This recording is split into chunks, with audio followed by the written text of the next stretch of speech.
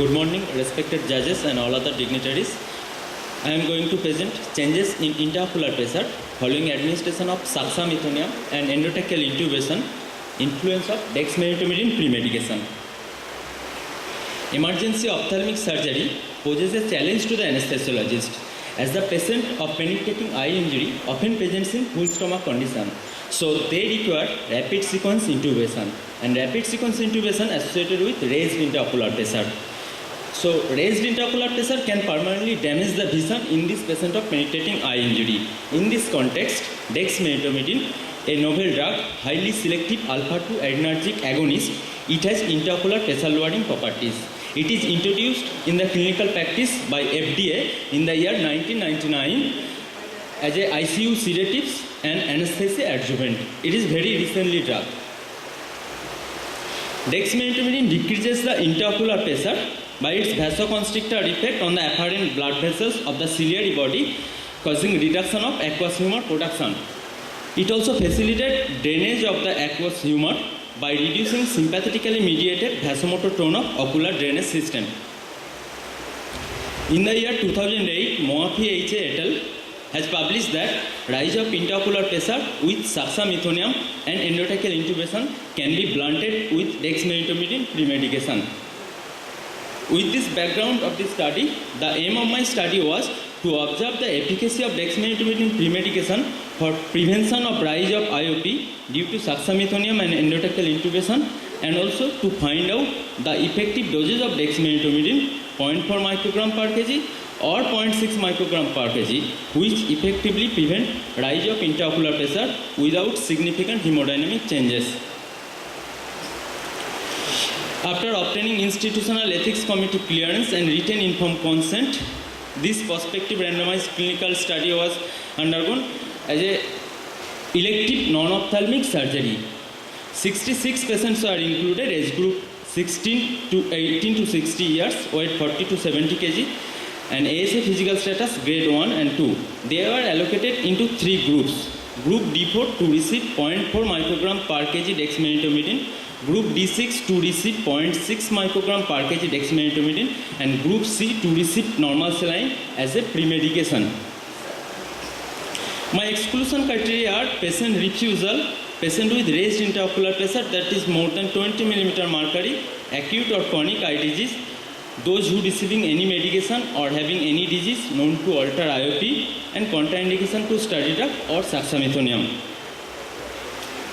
The pre-medication of this study solution of 50 ml, it is standardized 50 ml for each and every patient. So this is prepared like this. For group D4, 0.4 ml of dexmedetomidine contained 40 microgram was diluted with 49.6 ml of normal saline, and for group D6, 0.6 ml of dexmedetomidine contained 60 microgram was diluted with 49.4 ml of normal saline, and for group C it is 50 ml of normal saline.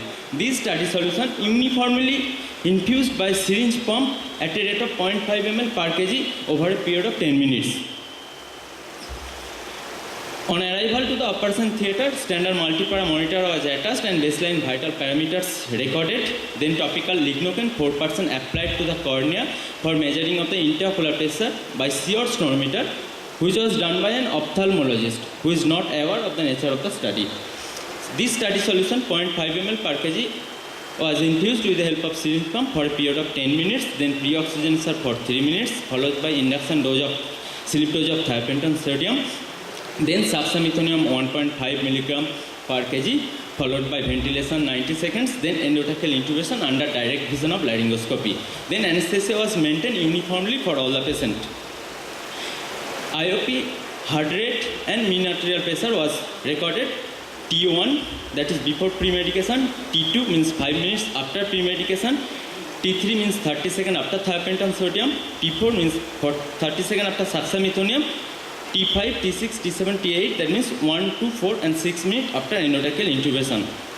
After collection of the data, statistical analysis was done with the help of software, and p-value less than 0.05 considered statistically significant. Few patients were excluded. 2 patients from group D6 due to development of the hypotension after dexmedetomidine pre-medication. one patient from group D4 and 2 patients from group C were also excluded due to failed intubation on first attempt. So final tabulation done on 61%. Demographically, there was no statistical significant difference in all the three groups, and also they were comparable according to baseline vital parameters. We can see that there is reduction in the intraocular pressure both in the group D4 and also group D6 after dexmedetomidine pre-medication, and IOP increases after succinylcholine and endotracheal intubation. But in the control group, we can see that intraocular pressure increases very significantly after succinylcholine and endotracheal intubation. So dexmedetomidine is proof that it is a very novel drug for reducing intraocular pressure. Similarly, there was changes in the heart rate. Heart rate decreases after dexmedetomidine pre-medication, and heart rate again increases after succinylcholine and endotracheal intubation. But in the control group, heart rate increases very significantly after succinylcholine and endotracheal intubation. There are similar changes in the mean arterial pressure. Mean arterial pressure decreases after dexmedetomidine pre-medication both in the group D4 and also group D6, and mean arterial pressure increases after succinylcholine and endotracheal intubation. But in the control group, mean arterial pressure increases very significantly after succinylcholine and endotracheal intubation.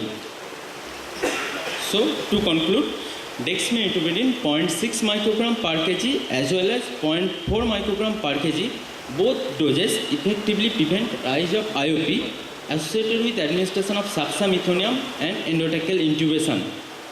But dexmedetomidine 0.6 microgram per kg associated with significant hypotension. That's why we have to exclude 2 patients from group D6. And hemodynamic stability is better maintained with lower doses of the dexmedetomidine. So to conclude, dexmedetomidine pre-medication 0.4 microgram per kg is desirable, where raised intraocular pressure is detrimental for the patient. And one more conclusion comes from my studies that hemodynamic alteration associated with endotracheal intubation and succinylcholine administration, which is also attenuated by this novel drug of dexmedetomidine. These are my references. Thank you. Now, any question from the audience?